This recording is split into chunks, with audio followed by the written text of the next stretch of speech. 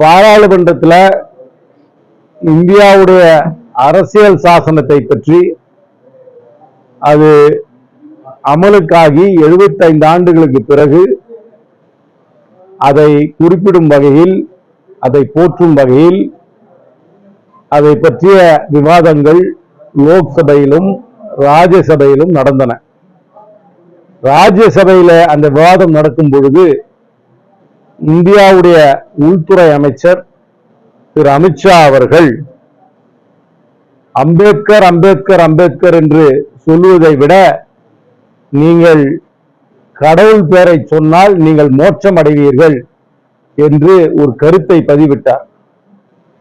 இதிலிருந்து என்ன தெரிகிறது என்றால், பிஜேபி RSS உடைய உள் மனசு எந்த வகையில் செயல்படுகிறது என்பது தெளிவாக தெரிகிறது.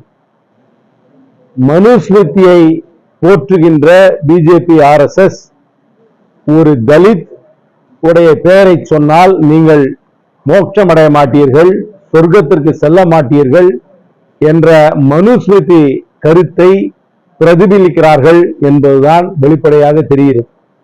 இதை காங்கிரஸ் கட்சியின் சார்பில் நாங்கள் வன்மையாக கண்டிக்கிறோம்.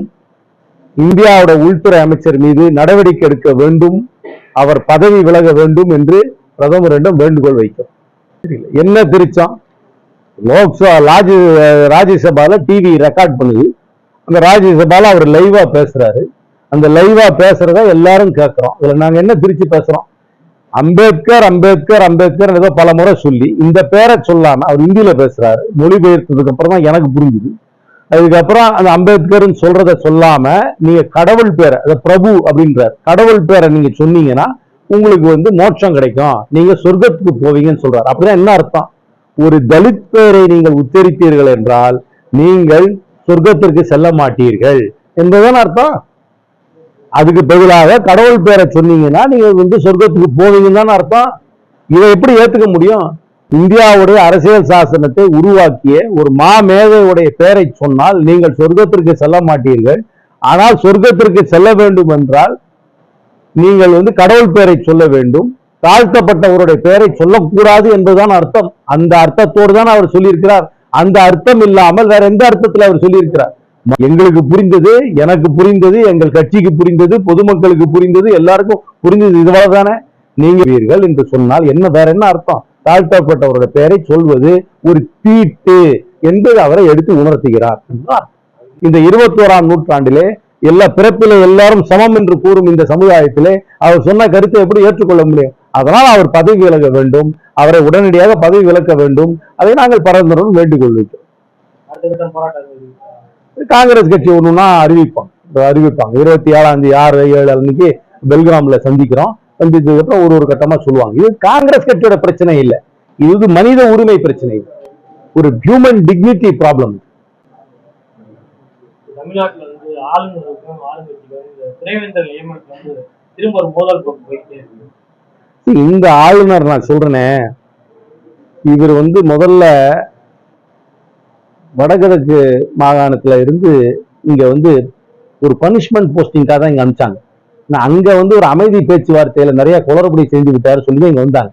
இங்க வந்ததுக்கு அப்புறமே அவர் அவருடைய குசும்பு அடங்கினவே கிடையாது. அவருடைய அரசியல் சாசனம் அவருக்கு போட்டிருக்கும் கோட்டுக்குள்ளே அவர் அவருடைய அதிகாரத்தை அவர் செலுத்துவது கிடையாது. அதை தாண்டி தாண்டி ஒரு முறையும் செலுத்துகின்றதுனால வருகின்ற மோதல் போக்கு. இங்கு தேர்ந்தெடுக்கப்பட்ட அரசாங்கம் தான் அரசை நடத்த வேண்டும். அதை மீறி இவர் அரசாங்கத்தை நடத்த வேண்டும் என்ற எண்ணத்தோடு செயல்படுகிறதுனால் இந்த மோதல் போக்கு தொடர்ந்து கொண்டேதான் இருக்கு. கோயில்ல உண்டியல்ல செல்போன் விழுந்ததை பத்தி என்ன சார் இருக்கு?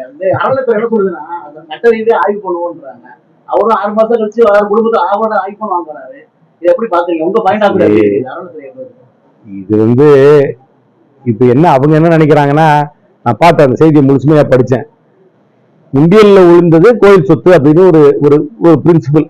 இதுல இன்னைக்கு இப்ப இதுல ஒரு எக்ஸெப்ஷன் கொடுக்க ஆரம்பிச்சாங்கன்னா நாளைக்கு என்ன சொல்லுவாங்க? இன்னொன்னு எனக்கு தெரியாம மோதிரம் வந்துருச்சு, அதை திருப்பி கொடுன்னு கேட்பாங்க. அதுக்கப்புறம் அதனால ஒரு எக்ஸெப்ஷன் போயிட்டே இருக்கும். அதான் மொபைல் போனையாவது ஐடென்டிஃபை பண்ணிடலாம். ஆன் பண்ணாக்க யாருடைய மொபைல் போனும் தெரிஞ்சிடும், அதை சார்ஜ் பண்ணா தெரிஞ்சிடும். நாளைக்கு மோதிரம் வந்துருச்சு, நான் ஒரு தங்க காசு போட்டேன், தெரியாம போட்டுட்டேன், அப்படி இப்படி கையில வச்சுக்கிட்டு சும்மா இது சொன்ன. அதனால அவங்க சொல்றது இருக்கு. இதுல ஒரு எக்ஸப்ஷன் பண்ணிருக்கலாம். ஏன்னா மொபைல் போன் கிளியர்லி இது வந்திருக்கு. அவர்கிட்ட கேட்டுக்கலாம், மொபைல் போன் இந்த அது வந்து பழைய மொபைல் போனா தான் இருக்கும், அதுக்கு என்ன வேல்யூவோ அதை வந்து நீ காணிக்கையா செலுத்திருப்பா அப்படி சொல்லிட்டு எடுத்துட்டு போயிடுன்னு சொல்லிட்டு ஒரு சிம்பிளா முடிச்சிருக்கலாம். ஏன்னா மொபைல் போன்ன்றது ஒரு பொருள் மட்டும் இல்ல, அது நிறைய டேட்டா இருக்கு. நானா இருந்தா அதை கொஞ்சம் இதை வித்தியாசமா கையாண்டுருப்பேன். ஸ்மார்ட் வகுப்பறை திட்டத்துக்கு இன்டர்நெட் யூஸ் பண்ண வேண்டியிருக்கு. அந்த இன்டர்நெட் தமிழக அரசு வந்து பணம் கட்டலாம்னு சொல்லி இது பண்ணிருக்காங்க. ஆனா மாநில அரசு கேட்டதுக்கு வந்து மாநில அரசு வந்து அதெல்லாம் கிடையாது. எனக்கு நிஜமா விவரம் தெரியாது. பில் இருந்தா இன்டர்நெட்டுக்கே சார்ஜ் பண்ணி தான் ஆகணும். ஒன்று ஹை ஸ்பீடு இன்டர்நெட் கனெக்ஷன் இருந்தால் அது பே பண்ணி தான் ஆகணும். அதனால அது நிஜமாவே பில் ரேஸ் பண்ணிருக்காங்களா, இவங்க பே பண்ணிட்டாங்களா, அவங்க அக்கௌண்ட் டிபார்ட்மெண்ட் வச்சு வெரிஃபை பண்ணிக்கலாம். அது ரெண்டுமே அரசாங்கம், அதுவும் ஒரு அரசாங்க நிறுவனம், இதுவும் அரசாங்கம். ரெண்டு அரசாங்கமும் அது உட்காந்து தான் பேசிட்டு இருக்கும் மொழிய. எனக்கு நிஜமாவே விவரம் தெரியாது. இவங்க பே பண்ணியிருந்தாங்கன்னா நானே இப்ப பே பண்ணேன்னு சொன்னா எனக்கு பேமெண்ட் ப்ரூஃப் கேட்பாங்க. நான் ஒரு இன்னைக்கு செக் அனுப்பிச்சிருந்தேன்னா ஆர்டிஜிஎஸ் காப்பி கேட்பாங்க, இல்லைன்னா கிரெடிட் கார்டு கேட்பேன். அரசாங்கம் பே பண்ணினா அரசாங்கத்துக்கு அது ரெக்கார்டு இருக்கும்ல, ரெக்கார்டை காமிச்சிட்டு அவங்க சொல்றது தப்புன்னு சொல்லிட்டு போயிடலாம். நியாயம்தான். எல்லா வேர்ல்ட் சாம்பியன்ஷிப்பும் ஈக்குவலண்டா பார்க்க முடியாது. செஸ்ஸுக்கும் கேரமுக்கும் நிறைய வித்தியாசம் இருக்கு. செஸ் இருக்கிற அளவுக்கு கேரம் ஒன்றும் ஒரு இன்டர்நேஷனலி ஆர்கனைஸ் ஸ்போர்ட் கிடையாது. செஸ்ஸுக்கு கொடுத்தது நியாயம், கேரமுக்கு கொடுத்த அளவும் நியாயம் தான். எல்லாத்தையுமே ஈக்குவலேட் பண்ண முடியாது. எல்லா ஸ்போர்ட்டுக்குமே வேர்ல்ட் சாம்பியன்ஷிப்பா எனக்கு என்ன சாம்பியன்ஷிப் கேரம்ல ஈக்குவல் பண்ண முடியாது. ஒரு ஸ்போர்ட்டுக்கும் ஒரு ஸ்டேட்டஸ் இருக்கு, அந்த ஸ்டேட்டஸ் படி தான் கொடுக்கணும். செஸ்ல வேர்ல்ட் சாம்பியன் ஜெயிக்கிறதுக்கும் கேரம்ல ஜெயிச்சது பாராட்டத்தக்கதான். ஆனா அது ரெண்டுமே ஈக்குவல் நான் ஏற்றுக்க மாட்டேன். செஸ்ஸுக்கு கொடுத்தது கரெக்ட், கேரமுக்கு கொடுத்தது கரெக்ட். மக்கள் பிரச்சனையை முன்வைக்க வேண்டியது காங்கிரஸ் கட்சி நகராட்சி உறுப்பினருடைய பொறுப்பு. அதை முன்வைத்துக் கொண்டேதான் இருப்பார்கள். அதற்கு தக்க பதில் அதற்கு அதிகாரிகளும் நகராட்சி தலைவரும் கொடுத்தான் ஆக வேண்டும். அவர்கள் மக்கள் பிரச்சனை முன்னிறுத்தி செயல்பட்டு கொண்டுதான் இருப்பார்கள். தாக்குதல் நடந்ததாக எனக்கு செய்தி வரல. அது ஏதோ ஒரு வாக்குவாதம் நடந்ததுதான் எனக்கு செய்தி வந்திருக்கு. தாக்குதல் நடந்தா அதை விசாரிச்சு என்னன்னு பார்ப்போம்.